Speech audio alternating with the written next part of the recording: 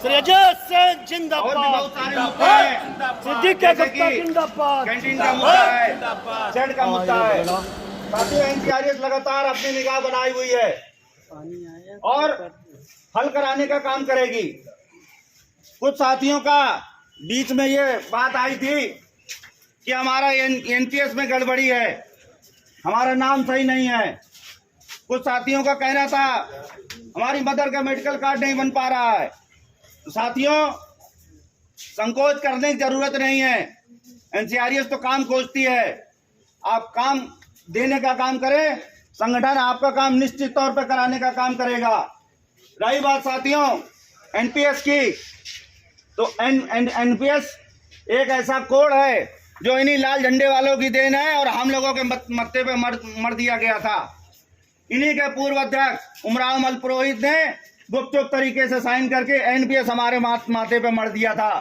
साथियों, एकजुट होने की जरूरत है। अभी बीच में ज्वाइंट कमेटी ऑफ एक्शन की दिल्ली में मीटिंग हुई थी, जिसमें सारे श्रमिक संगठन एक हुए थे। रेलवे के भी दोनों फेडरेशन थे।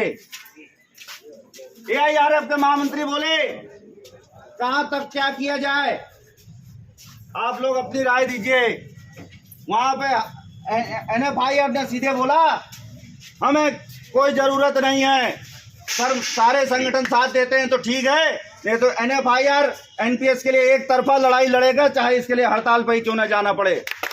साथियों, इसी से संबंधित सेंट्रल एग्जीक्यूटिव कमेटी की मीटिंग 3-4 नवंबर को झांसी में हो रही है, जहां पर एनपीएस में होने वाले क्रियाकलापों, हड़ताल पे किस प्रकार जाएं, एनपीएस को किस तरह हटवा के ओपीएस बहाल किया जाए, इन सब मुद्दों पर चर्चा होगी। तो आप सभी से हमारा संगठन की तरफ से आग्रह है कि भारी से भारी संख्या में चल के वहां पे अपनी उपस्थिति दर्ज कराएं तथा एनपीएस की लड़ाई को मजबूत करें।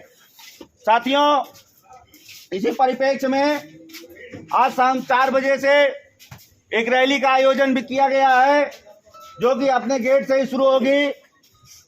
हमारा भी आप सभी से निवेदन है, एकजुट होकर एनपीएस की लड़ाई में अपनी आवाज को बुलंद करें तथा भारत सरकार तक ये मैसेज पहुंचाएं कि अगर एनपीएस नहीं मिलेगी तो हम आपको वोट नहीं देंगे। सीधी सी बात कि जो पेंशन की बात करेगा वही देश पे राज करेगा। साथियों, इसी वक्तव्य के साथ मैं अपनी वाणी को विराम दूंगा। धन्यवाद साथियों। आप इनसे जो है संपर्क कर सकते हैं, जो जरूरी कागजात है वो ये आपको बता देंगे। और वो इसलिए जरूरी है क्योंकि जब वृद्धावस्था होती साथियों, तो उस दौरान जो है मेडिकल की ज़्यादा जरूरत पड़ती है। तो जिन साथियों को समस्या हो आप इनसे मिल लीजिए, कागज पूरे बता देंगे और इसको जो है आप सबमिट करा के उसको उम्मीद कार्ड बनवाने का काम किया जाएगा। साथियों, संजय कुमार जिंदाबाद, जिंदाबाद, जिंदाबाद। संजय कुमार तुम संघर्ष करो, हम तुम्हारे साथ हैं। एनसीआरएस जिंदाबाद, जिंदाबाद, जिंदाबाद। सारे साथी जिंदाबाद, जिंदाबाद, जिंदाबाद। आज के अध्यक्षता कर रहे टीके पटेल जी, इस मंच पर उपस्थित शाखा के शाखा अध्यक्ष दिनेश भाई जी, शाखा मंत्री अजीत भाई जी, टीएम सेठ आए हुए हमारे पदाधिकारी प्यारेलाल मीना जी, समस्त डेलीगेट पदाधिकारी एवं विद्युत लोको सेठ एवं टीएम सेठ के बहादुर साथियों, मित्रों, सबसे पहले मैं इस संगठन को धन्यवाद देना चाहता हूं। कभी हमको इस संगठन ज्वाइन किए हुए 4 दिन नहीं हुआ और हमको मंच पर उतारने का काम कर देता है। मैं तहे दिल से मैं धन्यवाद देना चाहता हूं। दूसरी बात है मित्रों, कि मंच जो होता है बड़ी शालीनता गंभीरता का चीज है। बड़ी बानी पर संयम रख के विरोधियों को प्रश्न किया जाता है। मित्रों, हम पर जो संगठन जो विश्वास जगाया है, हमारे टीम पर जो संगठन एनसीआरएस भरोसा जगाया है, मैं इस मंच के माध्यम से कहना चाहता हूं कि मैं जहां भी रहा हूं ईमानदारी और सत्यनिष्ठा के साथ रहा हूं, और मैं एनसीआरएस में भी रहूंगा तो ईमानदारी और सत्यनिष्ठा के साथ में रहूंगा। दूसरी बात मित्रों, अभी एनपीएस की लड़ाई चरम सीमा पर है। जो भारत के सभी कोना से जाकर इसका विराम लगेगा तो दिल्ली में बैठे हुए जो मठाधीश है उनका ही कलम से विराम लगने के काम होगा। मित्रों, अभी NFIR के जो जवान सिपाही हैं, पिछले अगस्त में 10 अगस्त को इन्होंने दिल्ली में रामलीला मैदान में इन्होंने जाके अपना प्रदर्शन किया। उसमें मित्रों कहना तो नहीं चाहिए, हम युवा साथी जितने जो हैं व्हाट्सएप पर काम चलाने का काम करते हैं। मित्रों ऐसी बात नहीं है, हमको इनको साथ देना पड़ेगा, इनको साथ से कदम मिला के चलना पड़ेगा कि वो नासूर चीज़ है कि मैं बता रहा हूं कि 4 दिन पहले मेरे मोबाइल पर मैसेज आया है कि आपके अकाउंट में 13 लाख रुपया जमा है, 12 लाख समथिंग, और मैं 12 पैसा का भी मालिक नहीं हूँ। कितनी ये दुर्भाग्य की बात है कि मैसेज देख के हम संतुष्ट हो जा रहे हैं और उस 12 पैसा हमको निकालने की ताकत नहीं है उसमें से। ये कैसा पैसा, मेरा कैसा कटौती, वो पैसा जा रहा है कहाँ के। मित्रों, कुछ दिन पहले NMOPS एक संगठन है जिसमें रेल कर्मचारी के गैंगमैन वगैरह भी उसमें जुड़े हुए हैं।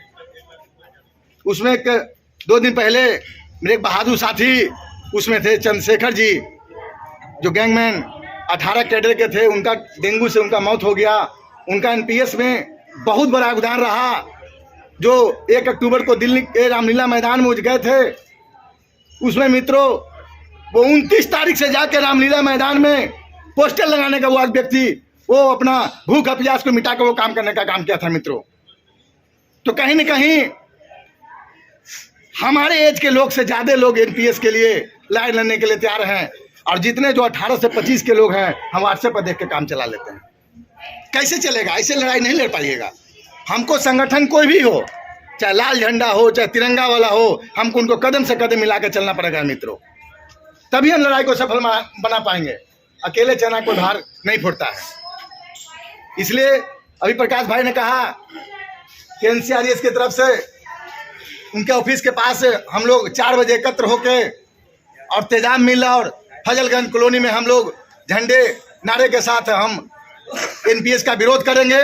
तो तमाम साथी, आप प्रतिदिन आप ड्यूटी करके कुछ कारणवश अपने घर चले जाते हो, आज आपसे विनती करते हैं कि 4 बजे तक रुकिए और संगठन को बड़े पैमाने पर इसको सफल बनाने का काम करिए। मित्रों, दूसरी बात, अभी प्रकाश भाई ने कहा कि शेड को कई टुकड़ों में तोड़ा जा रहा है। ठीक है, कर लीजिए। तुच्छ नेता नगरी का परिणाम जो शुरू में होता है वो बहुत अच्छा दिखाई देता है। उसमें लगेगा कि दिन दोगुना 4 चौगुना हम प्रोग्रेस कर रहे हैं, लेकिन मैं मित्र, हम भी देखे हैं कि इसका भविष्य बहुत खराब होता है। पुराने लोग इसके बारे में जानते होंगे। इतने ही से जिम्मेदारी किसी का खत्म नहीं हो जाता है। क्या है, और 4 आदमी लेके खड़ा हो गए, मेरी जिम्मेदारी खत्म हो गया। जिम्मेदारी तो यहाँ TM सेट से लेकर विद्युत लोको सेट 900 कर्मचारी की जिम्मेदारी आपको झेलना पड़ेगा, और उसके पहले दिन रात लेटर पर प्रशासन से आपको जवाब मांगना पड़ेगा और लगातार लिखने का काम करना पड़ा होगा। आप कभी NCRS पर उंगली उठाते हैं, कभी मान सिंह पर उंगली उठाते हैं, टुकड़ों में बांटने का जहर फैलाते हैं। ऐसे कुछ नहीं होगा। यहाँ जान लीजिए कि विद्युत लोको सेट में इस बात का शपथ ले लीजिए कि हम कर्मचारी ही एक जात है और दूसरा कोई जात नहीं है। कर्मचारी एकता जिंदाबाद, जिंदाबाद जिंदाबाद, युवा शक्ति जिंदाबाद, जिंदाबाद जिंदाबाद, NCRS जिंदाबाद, जिंदाबाद जिंदाबाद। दूसरी बात है, आप जिस शख्स पर उंगली उठाते हैं, कभी सोचे हो, कभी मंडल अध्यक्ष मान सिंह पर कभी मंथन किए हो? कभी 2 शख्स यहाँ थे, DK मौर्य और मान सिंह जी, जो विद्युत लोको TM सेट और कानपुर को सजा कर रखे हुए थे। उंगली उठाने से नहीं होता है। सोचो, अभी 20 वर्ष नेता नगरी करेंगे तब उनके पास हम करीब बैठने का काबिल बनेंगे। जब गेट 1 का प्रमोशन रुका हुआ था विद्युत लोको सेट में, यही NCRS के सिपाही है जो कान्हा पर झंडा लेकर 10 दिन हाहाकार मचाने का काम किया था। जब तक झंडा नहीं रखा, जब तक गेट 1 का प्रमोशन हो नहीं गया। वही मान सिंह है जो नए बिल्डिंग में प्रशासन के मुर्दाबाद का श्री गणेश करने वाला है। तो कानपुर में विद्युत लोको सेट में वही मान सिंह है। जिंदाबाद, साथी जिंदाबाद, आवाज दो। डाबर की हत्या होने पर 250 आदमी पर FIR लिखा जा रहा था स्टेशन पर, सब कोठी दबा के बैठ गए थे। DRM ऑफिस में जाके बिना भेदभाव के, चाहे वो लाल झंडा हो चाहे NCRS का हो, 250 आदमी का FIR खत्म कराने का काम किया है, वही मान सिंह है। ये बड़ा व्यक्तित्व है, इसको नुकसान मत पहुंचाओ। छोटी छोटी बातों को लेके, छोटी छोटी आपसी फूट के लेके, ये इमारत है, इसको खड़ा करने का काम करो, इसमें से ईंट निकालने का काम नहीं करो। ये मत सोचो कि 25 में मान सिंह चला जाएगा तो NCR डगमगा जाएगा। आप गौर से देखने की चीज है कि NCRS को मान सिंह अपने रहते भर में वो इतना मजबूत कर दिया है, और जितने इसके नाम मुंडे थे, NCRS जिंदाबाद, जिंदाबाद जिंदाबाद NCRS जिंदाबाद, जिंदाबाद जिंदाबाद। जितने इनके नाम मुंडे कचरे थे, क्या उसको मान सिंह निकाल देने पर दुख होता है? संगठन से बड़ा मित्र कोई नहीं होता है, चाहे हम हो चाहे कोई हो। जब संगठन पर बारी आ जाता है तो मजबूरन बड़े नेतृत्व को निकालना पड़ता है। तो क्या ऐसे कचरा को गोदाम में रख के मान सिंह अचार लगाते क्या? निकालना ही पड़ता है। दूसरी बात है, मान सिंह पर उठाते हैं तो आज वहीं पर मैं कहता हूँ, कोई रेलवे बोर्ड के अधिकारी के विद्युत लोकेशन में पैर धरता है तो 5 पेज का इनका टीम और शाखा मंत्री मान सिंह एजेंडा देके और उस रेलवे बोर्ड के अधिकारी से 25 सवाल पूछता है, तो बड़ा नेतृत्व मान सिंह है। खाली 4 आदमी खड़ा हो जाएगा पीपर तरफ, किसी बड़ी इमारत को ईंटा खींचने की कोशिश कीजिएगा, चल पाइएगा? हम लोग नहीं चल पाइएगा। आज एक कर्मचारी अपने सेक्शन से 11 बजे कहीं भागता है तो सुपरवाइजर पर भरोसा करके नहीं भागता है। वो जानता है कि कल पाउंगली उठेगा तो NCRS हमको बचा ले जाएगा। किसी का लोगो फेल होता है, चार्जशीट मिलता है, वो जानता है कि हमको मिला तो है, जवाब लिखेंगे, हमको NCRS को माफ करा ले जाएगा। ये है ताकत, ये है मान सिंह की टीम की ताकत। कहने से नहीं होगा, इसमें सोचो, मंथन करो कि बड़ा नेतृत्व 25 में चला जाएगा तो हम लोग को मिलजुल के प्रशासन के विरुद्ध लड़ाई लड़ना पड़ेगा। आपसी फूट हो जाओगे, 150 तुम आदमी झंडा लेके खड़ा रहोगे, 750 देखते रहेगा, तब वो खड़ा रहेगा, देखते रहेगा। यूनिटी बनाइए। ये विद्युत लोगों से MTH में जहर घोलने की कोई जरूरत नहीं मित्रों। और कर्मचारी एक जात है, इसको हमेशा हम लोग को चाहिए बिना भेदभाव के इसको बनाए रखिए। जो संगठन काम करता है, हमें नहीं करें, जो संगठन काम करता है उसको बढ़ चढ़ के उसको हाथ को मजबूत कीजिए ताकि वो प्रशासन से लड़े। और मैं तो कभी कभी इनके कार्यालय में मैं बैठना चालू कर देता, देखता हूँ कि अजीत सिंह ऐसे शाखा मंत्री है जो भर दिन लिखे पढ़ी में व्यस्त रहता है। लिखना और टाइप करना, प्रशासन को देना, कहने से नहीं होता है, उसको मनन करने की चीज़ है। डेली 5 चिट्ठी, कभी मेमू सेट के लिए लिखा जाता है, कभी सीनेडी के लिखा जाता है, लिख के टाइपिंग करना, प्रशासन को रिसीव कराना, ये बहुत बड़ी बात है मित्र। ये सबकी बस की चीज़ नहीं है। बहुत ऐसे संगठन चलाते हैं 15 दिन में एक आध लेटर अपना लिख दिए। दूसरी बात है मित्रों, लोकल समस्या की, अभी प्रकाश भाई का घास काटने वाला वीडियो हम भी देखे थे व्हाट्सएप पर, उतने से खत्म नहीं हो गया था। NCRS ने उस घास के विरुद्ध संघर्ष छेड़ा, जिसमें कोमल जहीन भाई अजीत सिंह ने 5 दिन लगातार प्राइवेट वाला को भेज के पूरे रास्ता का घास कटवाने का काम किया। यह है NCRS के ताकत मित्रों।